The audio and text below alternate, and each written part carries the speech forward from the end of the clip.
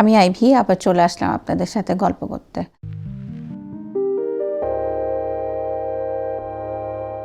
Toronto downtown টরন্টোর সবচাইতে ব্যস্ততম একটা জায়গা। এখানে অনেক অফিস, রেস্টুরেন্ট, শপিং মল এগুলো আছে এবং এখানে আন্ডারগ্রাউন্ড কনকোর্স আছে যেখানেও অনেক শপিং মল, রেস্টুরেন্ট এবং অফিস আছে এবং প্রত্যেকদিন হাজার হাজার লোক এখানে যাওয়া আসা করে।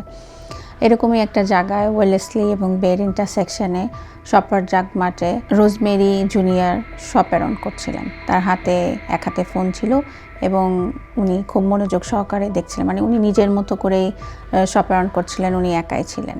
অল অফ এ সাডেন উনি ছুরিকাঘাত হন। ওনাকে কেউ এসে ছুরি মেরে দিয়ে চলে যায় এবং উনি বুঝার আগেই দেখে যে ওনার বুকের পাশ থেকে রক্ত গড়গড়িয়ে পড়ছে এবং উনি হেল্প সিক করেন। তখন আশেপাশে সবাই এসে ওনাকে অ্যাম্বুলেন্সে করে হসপিটালে পৌঁছে দেয়। এটা ছিল ডিসেম্বরের 11, 2015 সালের ঘটনা। রোজমেরির ভাই যখন তার বড় বোনের কাছ থেকে কল পায় তখন সে জানতে পারে রোজমেরিকে হসপিটালে নেওয়া হয়েছে। তখন উনি জানেন না আসলে কী হয়েছে। উনি হসপিটালে গিয়ে জানতে পারেন যে রোজমেরিকে কেউ ছুরি মেরে চলে গিয়েছে এবং তাদের পরিবারে কারোরই জানা ছিল না যে রোজমেরির সাথে কারোর কোনো শত্রুতা কিংবা অন্য কোনো কিছু ছিল, কারণ রোজমেরি খুবই হাসি খুশি একটা বাচ্চা ছিলেন এবং তার ইমিডিয়েট বড় ভাই থেকে তার বয়সের ডিফারেন্স ছিল 10 বছরের। রোজমেরি যখন ছুরিকাঘাত হন তখন তার বয়স 28 বছর। তার 4 মাস আগে তার বিয়ে সম্পন্ন হয়েছে এবং কিছুদিন আগেই রোজমেরি এবং তার হাজব্যান্ড দুজনে মিলে একটা বাড়ি কিনেছেন। তারা সেখানে তাদের নতুন জীবন শুরু করবেন। সেই জন্য রোজমেরি পরিবারের খুবই আদরের বোন, তার মার আদরের মেয়ে। Everything is good in their family. So তারা জানে না আসলে কেন ঘটনাটা ঘটেছে, এটা অল অফ এ সাডেন কেন রোজমেরির সাথেই হলো, এই অ্যান্সারও কারোর জানা নাই। আর রোজমেরিকে যেখানে আসলে ছুরিটা মারা হয় সেটা শপের একটু পিছনের দিকে, যেখানে আসলে ক্যামেরার রেঞ্জের একটু বাইরে। সেই জন্য এক্স্যাক্টলি কে তাকে ছুরি মেরেছে ওই ইভেন্টটা আসলে ক্যামেরাতে থাকে না। পরবর্তীতে ক্যামেরার বিভিন্ন ফুটেজ নিয়ে পুলিশ যেটা বুঝতে পারে, সেখানে একজন মহিলাকে দেখা যায় যে ওই সময় বের হয়ে যাচ্ছিলেন। তার অ্যাটায়ার ছিল একদম বিজনেস অ্যাটায়ার, তার পরনে ছিল স্কার্ট, উপরে ছিল বিজনেস জ্যাকেট। সো তার অ্যাপিয়ারেন্স দেখে কখনোই বোঝা সম্ভব না যে উনি এরকমভাবে ছুরি মেরে চলে যেতে পারেন। এবং যেহেতু ওইটা একটা বিজনেস হাব, ডাউনটাউন একটা বিজনেস হাব, সেখানে এরকম অ্যাটায়ার বিজনেস শ্যুট পরা মহিলা এবং পুরুষকে আপনি প্রতিনিয়তই পাস করবেন, কারণ সেখানে যেহেতু ফিনান্সিয়াল হাব, সবাই অফিস ওয়ার্কে যায় এবং তাদের এরকমই তারা আসলে কাপড় চোপড় পরে যায়। তো রোহিণীও এরকম আসলে তার অ্যাটায়ার এরকম ছিল, তাকে দেখে সহজে বোঝা কারণ নাই যে ও কেন রোজমেরিকে ছুরি মারবে।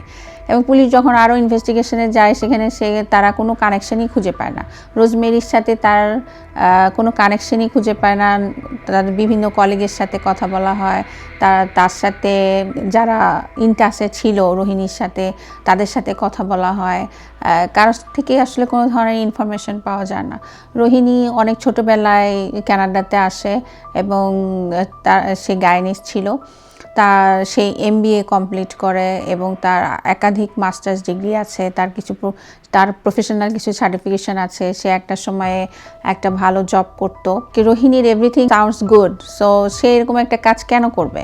হিট করবেন তার আগের দিন আসলে ওনার সেই রুটিনের ব্যত্যয় ঘরে উনি আসেন রেস্টুরেন্টে এবং ওখান থেকে উনি চলে যান TTC ট্রেনে করে একটা ডলার শপে এবং সেখান থেকে তিনি একটা $3 দিয়ে ছুরি কিনেন এবং এই ছুরিটা দিয়ে পরের দিন উনি রোজমেরি জুনিয়রকে ছুরিকাঘাত করেন। পরবর্তীতে পুলিশও ওই একই ডলার শপে যান এবং আরেকটা পেঁয়াজ ছুরি কিনে নিয়ে আসেন এবং ওই ডলার শপের ক্যামেরার ফুটেজটাও আছে রোহিণী যে গিয়ে ছুরিটা ওই ডলার শপ থেকে কিনেছেন। পরবর্তীতে রোহিণীকে যখন ট্রায়ালে নেওয়া হয় এবং দেখা যায় যে she is unfit for the trial, কারণ সে বুঝতেই পারছে না যে সে আসলে কি করেছে, তার দ্বারা কারো ছুরিকাঘাত হয়েছে, সে কি করেছে আসলে সে নিজেই বুঝতে পারছে না। তখন কোর্ট তাকে অর্ডার দেয় যে তার ট্রিটমেন্টের জন্য, এবং আসলে ট্রিটমেন্টের জন্য না, তখন ফরেন্সিক টিম গো থ্রু করে যে তার আসলে কেমন অবস্থা চলছে এবং তখন ফরেন্সিক টিম আসলে সেটার নিতে পারে না, কোনো ডিসিশন নিতে পারে না। তারা সব ডকুমেন্টস কোর্টে হাজির করে এবং কোর্ট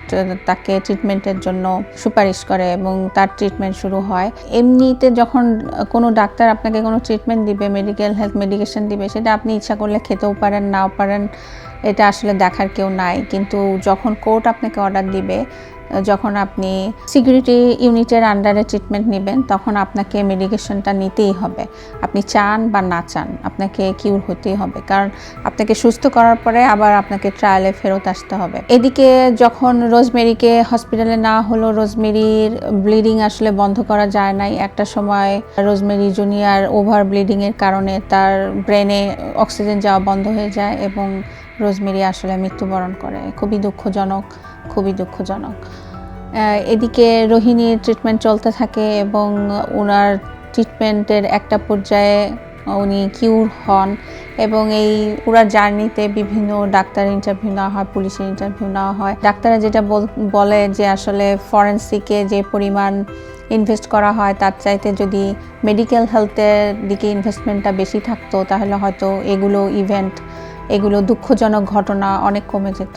পুলিশকেও যখন জিজ্ঞেস করা হয় যদি সবাইকে কিউর করা সম্ভব হয় তাহলে কি সব ইনসিডেন্টগুলো কমে যাবে কিনা, পুলিশ বলে হ্যাঁ, কিউর করা যদি সম্ভব হতো, সবাইকে যদি মেডিকেল ট্রিটমেন্ট দেওয়া সম্ভব হতো, তাহলে এই যে ইনসিডেন্টগুলো হয় এগুলো আসলে হতো না। তো রোহিণীও যেরকম মেডিকেশনে ছিলেন, কিন্তু উনি মেডিকেশনগুলো ঠিক মতো নেয়নি বলেই এগুলো এক পর্যায়ে এত বেড়ে গিয়েছে। আসলে যখন কেউ মেন্টালি ইল থাকে, তখন সে আসলে নিজে বুঝতে পারে না যে সে তার ওষুধটা নিতে হবে কিনা। সে তাকে নিজেকে সুস্থই মনে করে এবং একটা সময় আর সে ওষুধ নিতে চায় না, তখন নিয়ে আসলে এগুলো আরও বাড়তে থাকে। আবার অনেকেই আসে ট্রিটমেন্টের জন্য হসপিটালে, কিন্তু মাসের পর মাস তাদেরকে অপেক্ষা করতে হয়, কারণ ভ্যাকান্সি থাকে না, ডাক্তাররা তাদেরকে ট্রিটমেন্ট দিতে পারে না।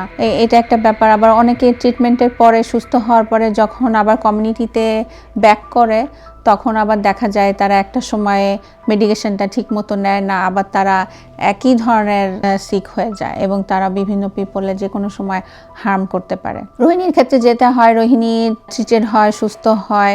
এক সময় তার লয়ার বলে যে she is now focus, organise, rational and coherent. তখন এপ্রিল 24, 2023-তে তাকে আবার ট্রায়ালের সম্মুখীন করা হয় এবং কোর্ট বলে যে রোহিণী আসলে যেহেতু সে বুঝতেই পারে নাই যে ও আসলে কি করেছে এবং এটা কোনো ইন্টেনশনাল ছিল না এবং সেই সময় সে মেন্টালি খুবই সিক ছিল, এই জন্য তাকে আসলে কোর্ট তাকে মুক্তি দিয়ে দেয় এবং বলে যে তাকে সারা জীবন মেডিকেশনে থাকতে হবে। সে যেখানে ইচ্ছা সেখানে বসবাস করতে পারে, কিন্তু তাকে এটা জানাতে হবে, অথরিটিকে জানিয়ে তার অ্যাড্রেসটা জানিয়ে যেতে হবে এবং তার যে কোনো ট্রাভেলের আগে তাকে অনুমতি নিতে হবে এবং সে কখনোই আর্মস ক্যারি করতে পারবে না এবং সারা জীবন তাকে মেডিকেশনে থাকতে হবে। এখন কথা হচ্ছে যে ইল পারসন, সে তো আসলে মেডিকেশনে থাকবে কি থাকবে না, কিংবা সে যখন বেশি ইল হয়ে যাবে সে তো বুঝতে পারে না যে তার মেডিকেশনটা কখন নিতে হবে কিংবা সে ঠিক মতো মেডিকেশনটা নিচ্ছে কিনা। এজন্য রোজমেরি পরিবার আসলে খুবই আপসেট থাকে এবং রোজমেরি মা পাবলিকলি বারবারই বলতে থাকে সে যেহেতু আমার মেয়েটাকে মেরে ফেলেছে, সে যেহেতু মেন্টালি সিক, তাকে আসলে বাইরে আসতে দেওয়া ঠিক না, কারণ সে তো যে কোনো সময় এরকম ভলনারেবল কাজ করে ফেলতে পারে।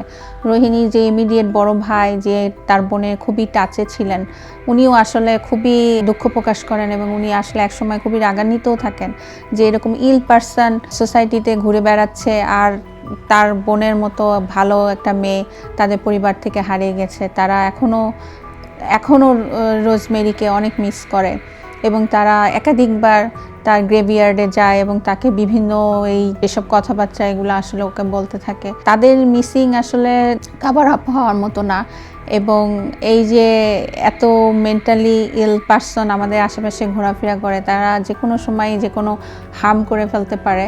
এগুলার জন্য গভর্নমেন্টের সবাই আসলে যতগুলো ক্রাইম রিপোর্ট হয় কিংবা এগুলো ইভেন্টের পরে সবসময়ই একটা সাজেশনই বেশিরভাগ আসে যে মেন্টাল হেলথের জন্য বেশি ইনভেস্টমেন্ট দরকার। মেন্টাল হেলথের ইমপ্রুভমেন্ট হলে এগুলা ইনসিডেন্টগুলো অনেক কমে যেত। রোহিণী ভাই একসময় বলে যে আসলে সবসময়ই তো শোনা যায় কেউ কার মাথা কেটে ফেলছে, কেউ কাকে মেরে ফেলছে, কেউ কাকে গুলি করছে, কেউ কাকে হার্ম করছে, এবং বেশিরভাগ ক্ষেত্রেই দেখা যায় যে এরা আসলে কোনো না কোনোভাবে মেন্টালি সিক।